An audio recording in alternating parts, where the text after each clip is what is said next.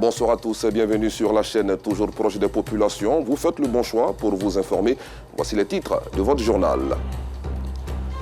Qualification héroïque des éléphants de Côte d'Ivoire pour les demi-finales de la CAN 2023. Passé par toutes les émotions durant le match, le supporter ivoirien se prononce un jour après ce triomphe au micro de nos reporters. Le dossier de la rédaction de RTI2 nous conduira ce soir à Yamoussoukro, l'une des villes hautes de la CAN 2023. Le défi de l'hébergement est-il relevé dans la capitale politique ivoirienne? Réponse à cette question dans quelques instants. Merci pour votre fidélité. La Côte d'Ivoire a battu le Mali hier par un score de 2-1 dans les dernières minutes de prolongation en quart de finale de la CAN 2023, obtenant ainsi son passeport pour les demi-finales de la compétition. Dans les rues d'Abidjan, cette victoire de notre équipe nationale continue d'être célébrée. Un jour après, les Ivoiriens se prononcent sur ce derby ouest-africain qui a tenu toutes ses promesses au micro de Georgette Ido Fofana. Les populations se prononcent au lendemain de la victoire des éléphants de Côte d'Ivoire face aux aigles du Mali, hier au stade de la Paix de Bouaké. Il faut saluer cette équipe. Je voulais dire aux Ivoiriens qui, au premier but du Mali, ont commencé à se décourager. Je leur ai dit de ne pas se décourager, à l'image de l'éléphant lui-même, qui incarne la lenteur, la lourdeur, mais qui incarne aussi une grande force que personne ne peut vraiment déraciner. C'était une sorte de délivrance, c'est une fierté pour moi. Le match était très tendu, mais moi j'y croyais. J'y croyais à partir du moment où le premier pénalty a été raté. Du coup, j'ai dit ça, on a la chance de remporter ce match. C'est dans la fraternité, la convivialité, dans l'union que nous avons suivi ce match. Vous savez qu'à Bobo, c'est une commune qui est peuplée et c'est la CEDEAO en miniature. Nous avons suivi ce match avec nos frères maliens et il faut dire que c'était dans l'union, dans la fraternité et la CAN c'est chez nous et on prie Dieu que cette CAN-là reste chez nous. Après cette victoire de l'équipe nationale, la Côte d'Ivoire affrontera donc la République démocratique du Congo pour les demi-finales. C'est une rencontre aussi attendue par les supporters ivoiriens qui font des propositions. Pour les demi-finales, il y a quelques petits erreurs qu'il faut corriger. Il faut mettre les enfants. Les enfants ont vu de prouver. Quand vous voyez les enfants, ils ont vu de prouver. Et quand tu vois ces enfants, quand ils sont rentrés, ils ont changé carrément le match. Il ne faut pas regarder le visage que telle personne, il a telle sélection. Non, on ne doit pas faire le classement. Il faut faire le classement en fonction même de la réalité. Dans les perspectives, il faudrait que vraiment chaque équipe que nous rencontrons dès les premiers instants, dès les premières minutes, il faudrait que ça soit une finale pour nous, il faudrait que vraiment on s'y mette. Pour ne pas arriver toujours à attendre le miracle. Le miracle, il est pour tout le monde. Non, il n'est pas pour la Côte d'Ivoire seule. Dans la commune d'Abobo, la fête de la résurrection des Pachidem continue.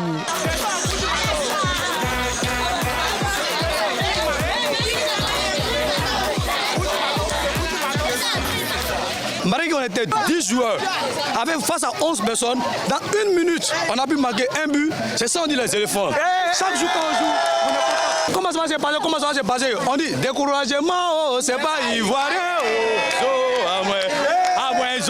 Donc nous sommes là, Côte d'Ivoire une fois, Côte d'Ivoire deux fois, toujours Côte d'Ivoire. Le début, les Maliens dominaient, mais pas fini. Quand on est rentré du mi-temps, les Ivoiriens ont montré que les Maliens peuvent briller. Donc vive la Côte d'Ivoire. Adultes, jeunes et enfants, personne ne veut rester en marge de cette victoire. C'est une ambiance de fête qui règne dans la commune.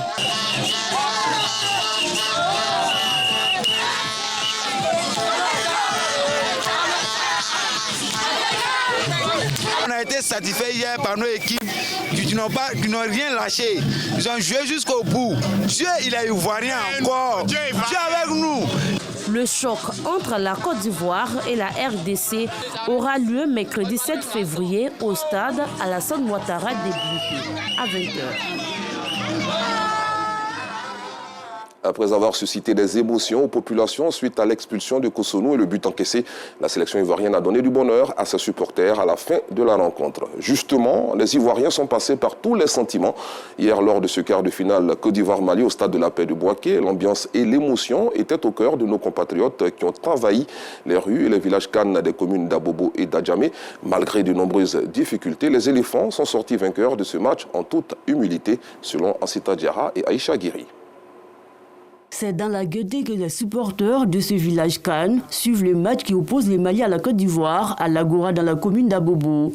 Ces supporters ont droit à un espace bien aéré avec des écrans géants à leur disposition. Je suis très confiant et je sais qu'on va gagner le Mali parce qu'on a toujours gagné le Mali. On va jouer bloc bas et on va passer prolongé par les contre-attaques où Sébastien avec Adega va rentrer avec Jakité. On va gagner. Ils sont tous attentifs et attendent la victoire de leur équipe. Le Mali ouvre les scores après la 70e minute de jeu. Malgré ce but des Maliens, les supporters ivoiriens sont confiants et sereins. À quelques minutes de la fin du match, les éléphants de Côte d'Ivoire égalisent. Les supporters ivoiriens débordent de joie après cette égalisation. J'ai bien dit à les messieurs les caméramans, je dis on va faire 2-1. Si Dieu le veut, Al-Walidul Kahar, l'homme y'allait du Walami Oulat, Walam Yakoula ou Koufouan Ad. Vraiment, on est encore plus rassurés au fait. L'Ivoirien, le découragement n'est pas ivoirien. Nous allons gagner encore. On va même pas aller au tir au but. Après les 90 minutes réglementaires, les deux équipes coupent la poire en deux. Il faut aller à la prolongation. Et c'est lors du temps additionnel que la Côte d'Ivoire marque son second but. C'est l'allégresse totale chez tous les supporters ivoiriens. Le représentant du maire d'Abobo, Kandia Kamara, est heureux. La Côte d'Ivoire face au Mali, nous connaissons toujours le victorieux. Je suis très heureux. Je voudrais remercier son Excellence Alassane Ouattara. Et il faut remercier les éléphants. Il faut remercier les jeunes joueurs qui ont vraiment eu le courage et qui se sont donnés un corps âme. Un peu plus loin à Bakassi, dans la commune d'Adjamé, la joie et le bruit des Vuvuzela étaient au rendez-vous. Ma joie est très très grande parce que quand je passe, les gens disaient que la Côte d'Ivoire va tomber. Donc moi j'ai dit, Dieu, avec Dieu, marabout peut rien. D'autres gagnent le ballon avec maraboutage, mais nous, on gagne le match avec Dieu. La Côte d'Ivoire qui vient de faire un grand match, il faut féliciter les éléphants, féliciter l'entraîneur, féliciter également le président de la République. Ça, c'est une grande joie qui nous anime aujourd'hui. Cette canne-là, ça doit rester en Côte d'Ivoire. Si Dieu le veut, ça va rester. Ambiance électrique en Côte d'Ivoire après la victoire des éléphants. Les supporters ivoiriens envahissent les rues et ruelles du pays pour exprimer leur joie. Dans un scénario hallucinant, la Côte d'Ivoire a arraché sa qualification en demi-finale de la compétition face au Mali pour le grand bonheur du peuple ivoirien. Un succès qui permet aux éléphants de poursuivre leur doux rêve de Cannes. Toujours à propos de ce derby ouest-africain joué hier à Bouaké entre éléphants et aigles, notre reporter Noussangaré nous conduit dans la sous-préfecture de Séchi, dans le département d'Aboville, pour vivre l'ambiance de fête dans laquelle les populations de la localité ont suivi ce quart de finale. Séchi, localité située dans le département d'Agboville, région de l'Agny-Bikiassa, au sud de la Côte d'Ivoire. À quelques heures de la rencontre opposant les éléphants de Côte d'Ivoire aux aigles du Mali, c'est l'effervescence dans la ville. À moto ou à pied, avec des vuvuzelas ou des sifflets, les jeunes scandent, chantent et dansent pour la victoire de leur équipe nationale. Le Mali, le soir à 2 jours. Chance pour les éléphants de Côte d'Ivoire afin de remporter cette victoire aujourd'hui. Vraiment, on a quand arrive l'heure du match, tous se retrouvent à la salle de la sous-préfecture pour suivre la rencontre. Le Mali domine le match jusqu'à obtenir un pénalty à la 17e minute sur une faute de Lonkosonou. Un pénalty qui n'arrive pas à concrétiser. À la 43e minute, le même défenseur ivoirien est expulsé suite à un deuxième carton jaune dans le match. La Côte d'Ivoire doit poursuivre la rencontre à 10 contre 11. Les supporters, eux, ne désespèrent pas.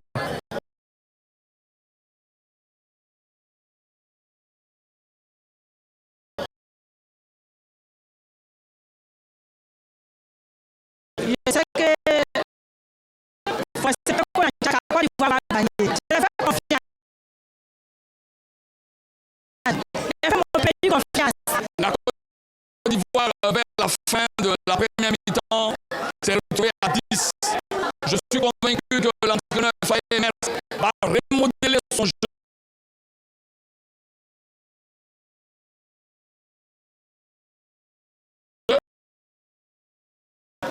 fonction de l'équipe malienne qui a un solide milieu, mais je suis convaincu d'une chose. La victoire de la Côte d'Ivoire. À la 71e minute, Néné Dorgelès donne l'avantage aux Aigles en inscrivant un but. C'est le désarroi dans le camp ivoirien. À la fin du temps réglementaire, Simon Adingra ressuscite l'équipe ivoirienne en égalisant le but, permettant ainsi aux deux équipes de jouer les prolongations. Mais il faut changer de décor. La salle polyvalente devient exiguë pour accueillir les nombreux supporters venus des villages voisins. On voulait donner un peu plus d'air pour pouvoir permettre aux supporters de bien s'amuser. Voilà pourquoi on a choisi de venir un peu dehors. Le match continue et on espère qu'on va bien célébrer ça dehors ici.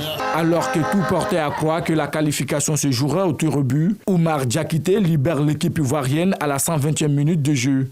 L'atmosphère est électrique. C'est une joie qui m'anime. Aujourd'hui, la Côte d'Ivoire a gagné 1. Ouais, je suis très heureux. Le match est très difficile, malgré qu'on a joué à 10, mais on a gagné 1. La Côte d'Ivoire obtient ainsi son ticket pour les demi-finales. L'équipe ivoirienne affrontera celle de la République démocratique du Congo le mercredi 7 février prochain. Place au dossier de la rédaction.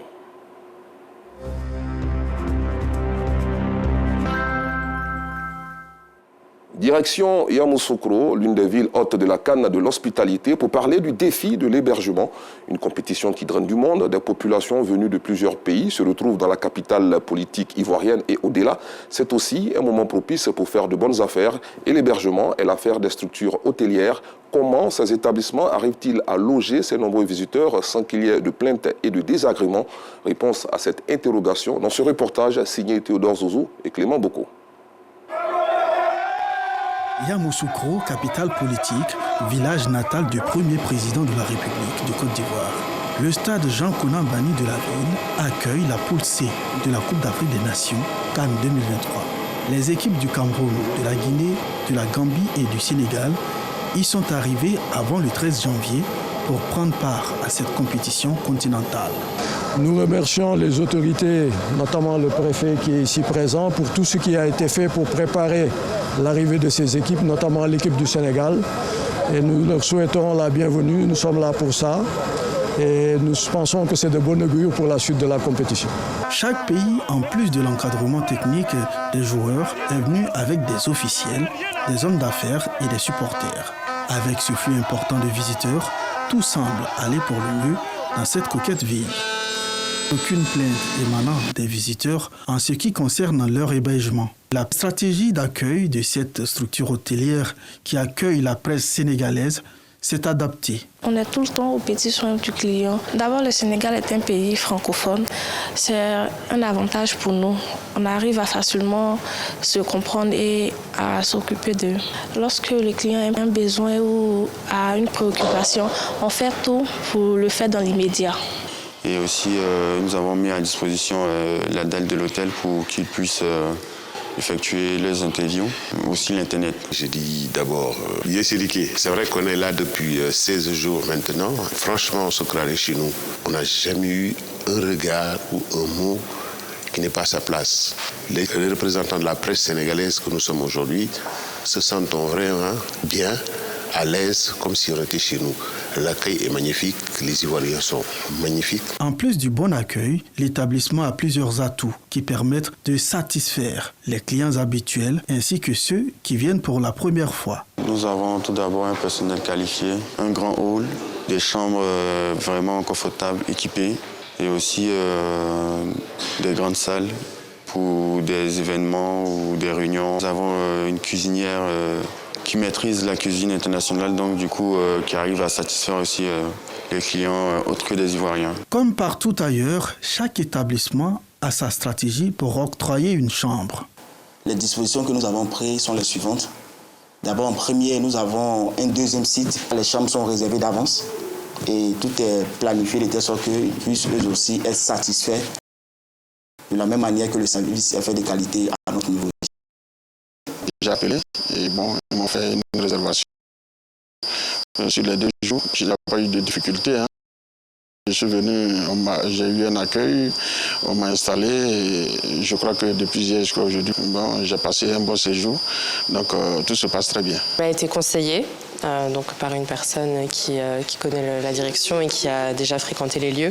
Et effectivement, on a été agréablement surprise. Donc on m'a parlé de la qualité d'accueil, la qualité que ce soit en termes de services, les chambres, etc. Et effectivement, on ne regrette pas du tout d'être venu ici. Une fois tout le monde est hébergé, la sécurité doit être assurée. Pour ce faire, cet établissement, lui, utilise les grands moyens. La sécurité, c'est aussi notre cheval de bataille. Parce que nous disons que les personnes que nous recevons sont des personnes de qualité, des personnes à un certain niveau, des responsables. Donc il est important que quand ils viennent chez nous, la sécurité soit de mise. Et à notre niveau, nous travaillons avec la brigade mondaine, qui est la structure chargée plus ou moins de coordonner ce qui est comme activité et sécurité au niveau des hôtels. Mais nous sommes allés un peu plus loin, en associant à cela aussi la brigade de la gendarmerie et aussi la brigade aussi qui s'occupe aussi de tout ce qui est comme criminalité, voilà, pour éviter à nos clients vraiment des désagréments lors de leur séjour à notre niveau. À la sortie sud de Yamoussoukro, précisément au village de Ndakonankro, cette structure hôtelière ne lésine pas sur la propreté des lieux. Nous nettoyons les chambres. Les matins, quand nous venons, nous lavons les douches, nous arrangeons les lits pour que les clients soient à l'aise. Chaque jour, on change les serviettes, les draps, tout. Un hôtel, ce n'est pas le bâtiment, mais c'est la propriété des chambres. Les chambres sont parfaitement propres en tout cas. On a constaté aussi que le problème des clés, c'est juste une carte qui nous permet d'avoir accès aux chambres. Voilà, là, c'est encore plus facile parce qu'avec les clés, on peut toujours les perdre. Avec la carte, je pense que si toi-même tu ne l'as pas remis à quelqu'un pour passer dans ta chambre, personne n'aura accès à ta chambre. Avec l'affluence, l'on assiste parfois à des déconvenues. Bonjour monsieur, bonjour monsieur. J'ai eu une réservation de chambre de la part de ma nièce là. Oui, excusez-nous beaucoup monsieur, mais nous avons un peu été pris par les événements. Donc nous n'avons pas de chambre disponible. Néanmoins, je vais appeler mon collègue de notre établissement. Bonjour monsieur. Bonjour. Je voudrais savoir si vous avez des chambres disponibles. D'accord. Donc nous avons 2 clients ici que nous allons vous envoyer. Merci monsieur. Je suis obligé de négocier avec 2 hôtels pour pouvoir tout simplement pouvoir conserver les clientèles. Là demain, ces clients même et peuvent venir encore vers moi. Pendant cette canne-là, je n'ai pas fait d'augmentation de prix. Mes prix sont restés intacts. Voilà, les clients ont beaucoup apprécié ça. Raison pour laquelle, chez moi, à tout moment, j'ai des clients. La même astuce est de mise dans les structures de haut standing. Je suis arrivé à l'hôtel des parlementaires. L'accueil était très chaleureux. On me disait qu'il y avait un manque de chambres, mais néanmoins, on m'a fait espérer parce qu'ils doivent me trouver une chambre. Ce qu'on a constaté chez les hôteliers, quand ils affichent complet, ils trouvent le moyen d'aller reloger les autres ailleurs. Ils ne leur disent pas allez vous chercher. C'est ça qui est important. En plus de la nourriture et de la connexion Internet qui sont offertes, presque toutes les structures hôtelières font tout pour mettre les clients à l'abri des coupures intempestives d'électricité et d'eau. Souci d'électricité, non. Souci d'eau, non plus. On a un groupe électrogène en cas de coupure. Il y a de l'eau chaude dans les chambres, il y a des frigos. Le lit est vraiment confortable, des matelas orthopédiques vraiment adaptés. Les douches sont spacieuses, les chambres également. En tout cas, tout est bien fait pour être à votre aise ici. La 34e édition de la Coupe d'Afrique des Nations est dite Cannes de l'hospitalité. À Yamoussoukro, tout est mis en place grâce aux hôtels, aux résidences privées et aux particuliers pour que tout visiteur puisse avoir un séjour inoubliable. Point final, merci d'avoir suivi cette édition. À revoir sur les canaux digitaux du groupe RTI. Excellente soirée.